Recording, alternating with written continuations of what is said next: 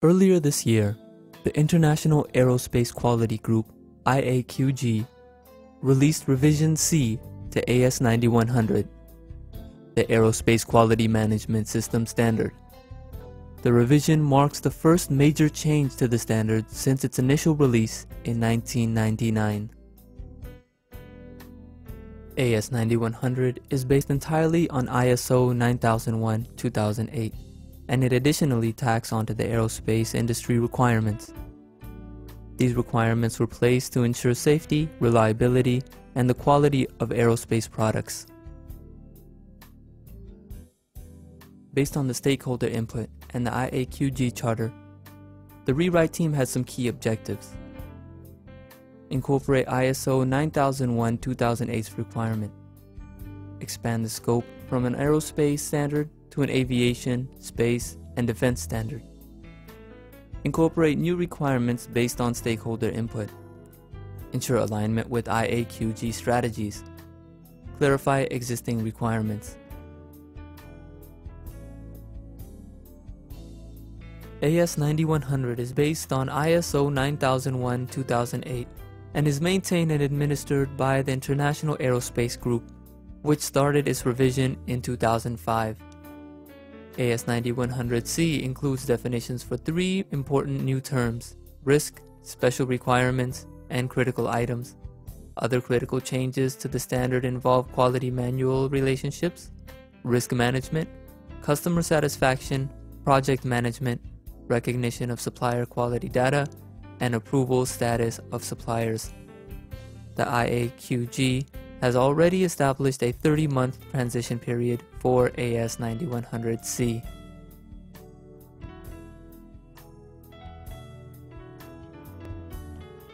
The International Aerospace Quality Group, IAQG, has proposed a 30-month transition timeline for existing certified organizations that went into effect on January 1, 2010. The Online Aerospace Supplier Information System, OASIS, database will be used to share IAQG expectations and track clientele transition activity via certification body issuance of AS9100C certification. All AS9100 audits after July 1, 2011 must be to Rev C. After the 1st of July 2011, all audits conducted, whether they be surveillance, recertification, or new registration, must be conducted to AS9100 Rev C or AS9120 Rev A as applicable. Any certification in OASIS that are to Rev B of AS9100 after June 31, 2012 will automatically be withdrawn. For those clients, a complete new recertification audit must be completed.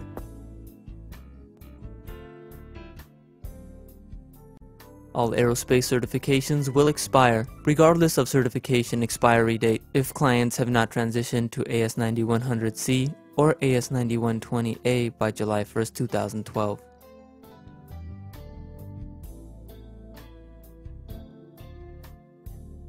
The days for all 9100 and 9120 2009 transition audits shall be as follows.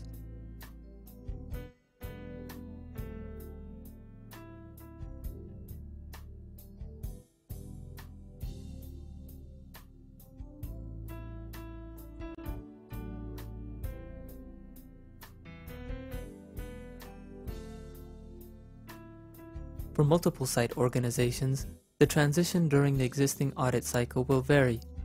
If you are a multiple site organization, please call ISA office for additional requirements.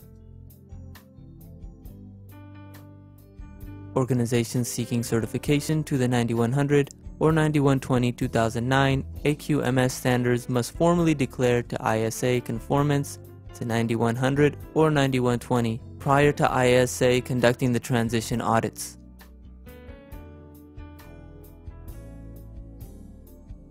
The following section will provide a brief overview on some of the key changes in Revision C of AS9100. This change deleted the previous requirement to create a document showing the relationship between AS9100's requirement and the organization's documented procedures. The stakeholder input was that this requirement had no effect on product quality and was viewed as prescriptive.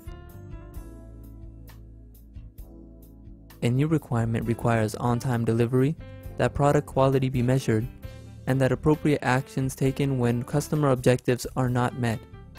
The evaluation of customer satisfaction shall include monitoring of product conformity, delivery performance, complaints, and corrective action requests. This requirement will establish a clear relationship between the QMS and organizational performance. A new requirement for planning and managing product realization in a structured and controlled way. Most aerospace products are complex and involve multi-tier partner and suppliers. Organizations will have a process to manage product realization to ensure quality and that schedules are not compromised.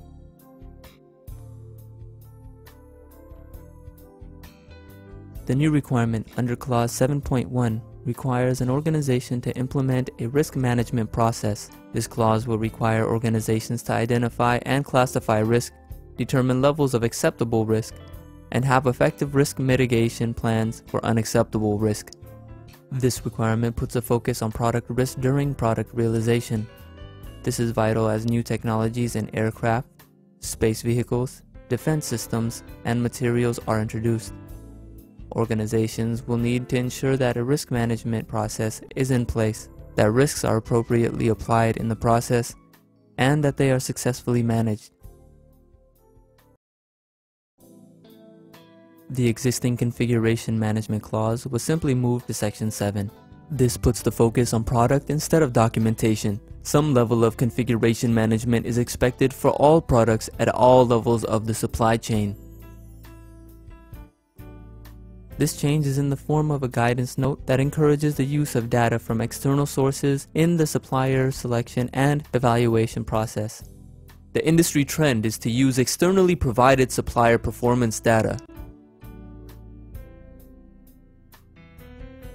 This will require organizations to define the various supplier status levels they use, along with the scope of approval for each. They will also have to define the process for supplier approval status decisions and changes. The requirement stems from an increased emphasis on supply chain management throughout the aerospace industry. Conditions for using a supplier must depend on the approval status, and an organization must be able to demonstrate the logic used in making those decisions. Process, responsibilities, and authorities must be defined. The previous revision requires organizations to periodically validate test reports for raw material. This was often a misunderstood concept, frequently misapplied, viewed as prescriptive, and subject to varying interpretations. The rationale going forward will be if an organization is making critical items in which the material, chemical, and physical requirements are important, it should be verifying test reports as part of its risk management process. This change moves the first article inspection required from Clause 8.2.4. It will require organizations to verify that their production processes, documentation, and tooling are capable of producing parts and assemblies that meet requirements. AS9100 will still be referenced as guidance and is often flowed down from major aerospace companies.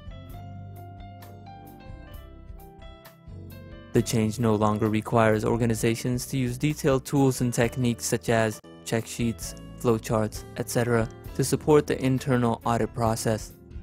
The industry considered this to be too prescriptive and decided it was best to leave the identification of the tools up to the supplier. AS9100C requires that when the organization uses sampling inspection for the product acceptance, the sampling plan shall be justified on the basis of recognized statistical principles and appropriate for use. The rationale was that numerous requests were received to improve the sampling clause, and that the way it was previously written confined organizations under other plans that could still be proven statistically valid. The revision to AS9100 brings significant changes, not only to the standard, but also to how audits will be conducted. It will be an audit tool, and auditors will be measuring organizational effectiveness.